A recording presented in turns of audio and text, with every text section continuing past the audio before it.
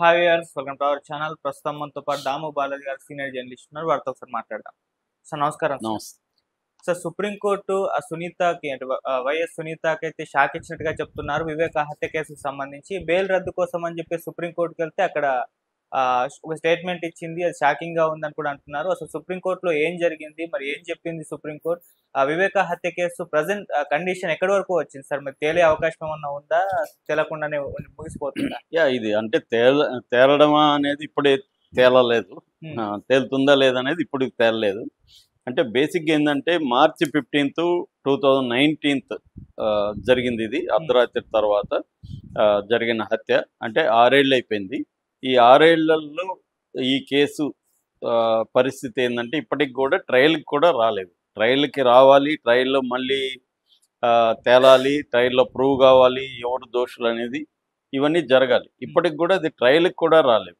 ఇంకా విచారణ దశలకు సంబంధించే ఉంది. సునీత ఏంటంటే ఆమె స్పీడ్ ట్రయల్కి వెళ్ళాలి అది అనేది కాకుండా ఈ కేసు తేలక ముందే జైళ్ళల్లో వీళ్ళని పెట్టాలి, అట్లాగే జగన్ని, భారతిరెడ్డిని వీళ్ళందరినీ కూడా విచారించాలనేది ఆమెకున్న డిమాండ్గా కనబడుతుంది. ఎందుకంటే ఇప్పుడు మన లీగల్ సిస్టమ్ ఎలా ఉంటుందంటే ఒక క్రైమ్ జరిగినప్పుడు అది ఏ రకమైన ఫైనాన్షియల్ క్రైమ్ కావచ్చు, లేకపోతే ఫిజికల్ క్రైమ్ కావచ్చు, ఏ రకమైన క్రైమ్ అయినా ఆ క్రైమ్కి సంబంధించి ఏంటంటే ముందుగా విచారణ, ఇన్వెస్టిగేషన్ ప్రాపర్గా జరగాలి. దాని తర్వాత లీగల్ ప్రాసెస్ ప్రాపర్గా జరగాలి. కోర్టులో ట్రయల్ అనేది ప్రాపర్గా జరిపి కన్విక్షన్ అనేది చేయించాలి. కానీ ఈ ప్రాసెస్ జరగదు. ఈ ప్రాసెస్ జరగకుండా ఈ ప్రాసెస్ ఇస్ ద పనిష్మెంట్ అంటారు. ఉమ్, అంటే ఈ ప్రాసెసే ఒక పనిష్మెంట్గా నిందితులకి జైలు శిక్ష పడడం అనేది ఇండియాలో జరుగుతుంది. అందుకని మన జైళ్ళల్లో దాదాపు 5 లక్షల మంది అటు ఇటుగా జైళ్ళల్లో ఉంటే ఇండియన్ జైల్స్లో అందులో 77% రిమాండ్ ప్రిజనర్సే. అంటే వాళ్ళు దోషులు లేదా నిర్దోషులు అని తేలని కండిషన్లో ఉన్న వాళ్ళే తప్ప దోషులుగా తేలిన వాళ్ళు ఓన్లీ 23%. అంటే కన్విక్టెడ్ ప్రిజనర్స్ 23% అయితే 77% దోషులుగా తేలని వాళ్ళు, లేకపోతే నిర్దోషులుగా డిక్లేర్ కూడా కాని వాళ్ళే ఉంటారనమాట జైల్లో. అంటే మన లీగల్ ప్రాసెస్లో ఉండే ప్రాబ్లం ఇది.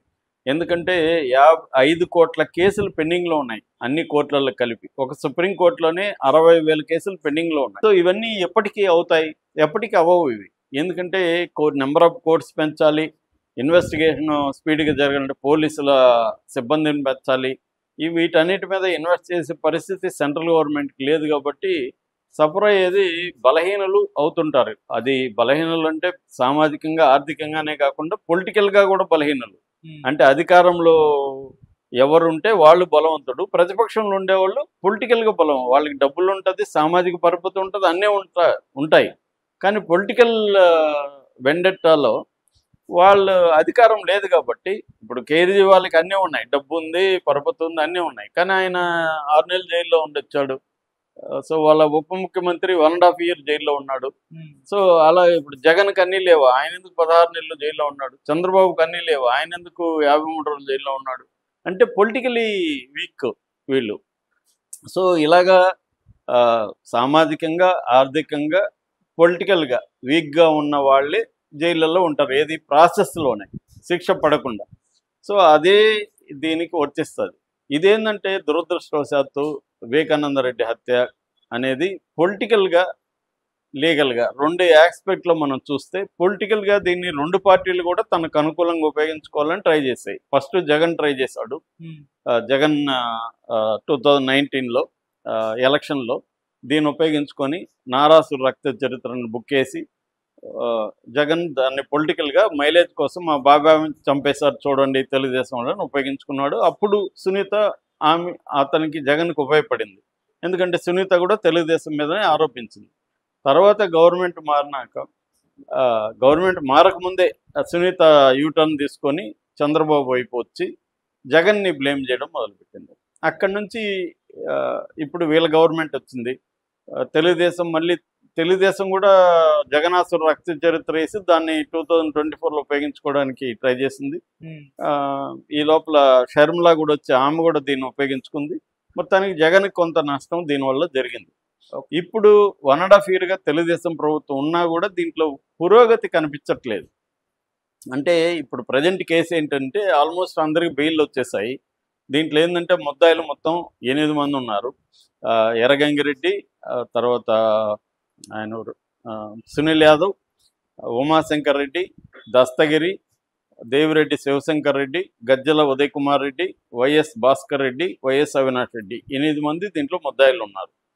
ఇందులో 4వ ముద్దాయిగా ఉన్న దస్తగిరి ముద్దాయి కాదు, సాక్షి అని సిబిఐ డిక్లేర్ చేసింది.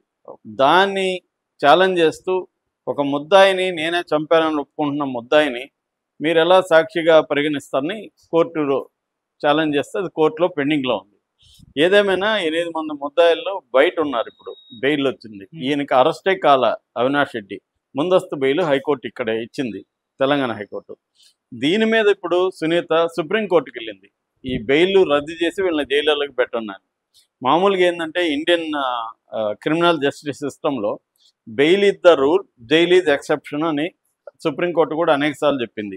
అంటే బెయిల్ ఎప్పుడు ఇవ్వకూడదు ఒక మనిషి కంటే, ఆ మనిషి ఫ్లైట్ రిస్క్ ఉన్నప్పుడు, అంటే విదేశాలకు పారిపోతాడు అన్నప్పుడు, లేదు సాక్షుల్ని బెదిరించడమో ప్రలోభ పెట్టడమో చేయగలిగిన పరిస్థితి ఉన్నప్పుడు, సాక్ష్యాధారాల్ని తారుమారు చేస్తాడేమన్న సిచ్యువేషన్ ఉన్నప్పుడు మాత్రమే బెయిల్ రిజెక్ట్ చేయాలి. అది కూడా ఇప్పుడు ఛార్జ్షీట్ వేసే లోపల, ఛార్జ్షీట్ ఎప్పుడు వేయాలి, 90 రోజుల లోపల ఛార్జ్షీట్ వేయాలి. ఈ 90 రోజుల లోపల వేయకపోతే నువ్వు ఇన్వెస్టిగేటివ్ ఏజెన్సీ లేట్ చేస్తే అంతకాలం ఇతను ఎందుకు జైల్లో ఉండాలి? ఇప్పుడు ఈ కేసులో 6 ఏళ్లుగా ఇన్వెస్టిగేషన్ తేలట్లేదు, మరి ముద్దాయి ఎందుకు జైల్లో ఉండాలి? సో రేపు పొద్దున 6 ఏళ్ళు జైల్లో ఉంటాడు ఇతను. రేపు ఇతను నిర్దోషిగా తేలితే ఈ 6 ఏళ్ళు ఎవరిస్తారో అతనికి? ఇప్పుడు సాయిబాబా 95% వికలాంగుడు 10 ఏళ్ళు జైల్లో అండా సెల్లో ఉన్నాడు. తర్వాత ఆయన నిర్దోషిగా, అసలు ఇది కేసే లేదు దీంట్లోని అక్కడ మహారాష్ట్ర ముంబై హైకోర్టు కొట్టేసినప్పుడు మరి ఆయనకి 10 ఏళ్ళ నరకాన్ని ఎవరిస్తారు? ఆ నరకం వల్ల ఆయన 7 నెలలు కాకముందు చనిపోయాడు బయటకు వచ్చి. మరి ఆయన ఎవరు తీసుకొస్తారు? సో ఇది ప్రాబ్లం అనమాట. అందుకని నిజానికి మేము డిమాండ్ చేయాలంటే దీన్ని ఈ స్పీడీగా విచారించి స్పీడీ ట్రయల్కి ఇవ్వమని డిమాండ్ చేయాలి. కానీ బెయిల్ రద్దు అనే దగ్గర ఈమె ప్రాబ్లం ఉంది. వాళ్ళకి తెలియదని కాదు ఇవన్నీ. మనకంటే టాప్ 10లో ఉండే, టాప్ 5లో ఉండే సిద్ధార్థ లోత్రా ఆమెకి అడ్వకేటు. అంటే వాళ్ళ ప్రయోజనాలు ఏవో ఉన్నాయి, దానికి అనుగుణంగా దీనికి వెళ్ళారు. వాళ్ళు వెళ్ళిన 2 డిమాండ్లు, ఒకటి వీళ్ళందరికీ బెయిల్ రద్దు చేసి జైలులకు పెట్టాలి అనేది నెంబర్ 1. నెంబర్ 2, సిబిఐ ఏంటంటే మాది విచారణ పూర్తి అయిపోయిందని సుప్రీంకోర్టుకి చెప్పేసింది. విచారణ ఇంకా ఫర్దర్గా విచారించాల్సిన అవసరం లేదు, విచారణ మాది పూర్తి అయిపోయిందని అఫిడవిట్ వేసింది. ఈమె ఏం చెప్తుందంటే, ఏం వాదన, ఇంకా విచారణ ఉంది, ఎందుకంటే దీంట్లో సూత్రధారులు ఉన్నారు, ఆ సూత్రధారులను కూడా విచారించాలి. ఇప్పటి వరకు పాత్రధారులే వీళ్ళు, సూత్రధారులను విచారించాలి. అంటే జనరల్గా జగన్ కావచ్చు, భారతిరెడ్డి కావచ్చు, మిగతా బ్యాచ్ అనేది ఆమె ఆర్గ్యుమెంటు. ఇప్పుడు దీని మీద సుప్రీంకోర్టు సిబిఐని అడిగింది, మీరు ఫర్దర్గా ఏమైనా విచారిస్తారని. మళ్ళీ సుప్రీంకోర్టు యూటర్న్ తీసుకొని ఫర్దర్గా మేము విచారిస్తాము మీరు ఆదేశిస్తే అని చెప్పింది. అంటే విచారించాల్సిన అవసరం ఉందని మేము అనుకుంటున్నామని చెప్పలే, మీరు ఆదేశిస్తే సునీత అడిగింది కాబట్టి మేము మళ్ళీ విచారిస్తామని చెప్తున్నారు. అప్పుడు సుప్రీంకోర్టు ద్విసభ్య ధర్మాసనం justice MM Suresh, justice Satish Chandra Sharma నిన్న ఒక తీర్పు ఇచ్చారు. అదేంటంటే సునీతకి చెప్పారు, అమ్మ మేము బెయిల్ రద్దు చేయము, మేము సిబిఐని విచారణకు ఆదేశించాం, ఎందుకంటే ఈ కేసు పూర్వపరాలంతా మేము ఇక్కడ చర్చించలేము, కాబట్టి మీరు ట్రయల్ కోర్టుకి వెళ్ళండి, అంటే హైకోర్టుకి వెళ్ళి అక్కడే మళ్ళీ పిటిషన్ వేసుకోండి. దీనికి మీకు 2 వారాలు టైం ఇస్తున్నారు, 2 వారాల్లో మీరు హైకోర్టుకి వేసుకోండి. హైకోర్టుకు కూడా టైం ఇచ్చారు. హైకోర్టు 4 వారాల్లో దీని మీద విచారించి ఒక నిర్ణయం ప్రకటించాలి. అంటే బెయిల్ రద్దు చేస్తారా, లేకపోతే ప్లస్ మళ్ళీ సిబిఐని విచారించమని ఆదేశిస్తారా అనేది అక్కడ ట్రయల్ కోర్టు 4 వారాల్లో ఏదో ఒకటి డిసైడ్ చేయాలి. సో దాని తర్వాత సుప్రీంకోర్టుకి 3 నెలల తర్వాత వాయిదా వేసేసారు. అంటే ఇవన్నీ అయినాక మళ్ళీ ఏమన్నా ఉంటే మళ్ళీ రండి 3 నెలల తర్వాత.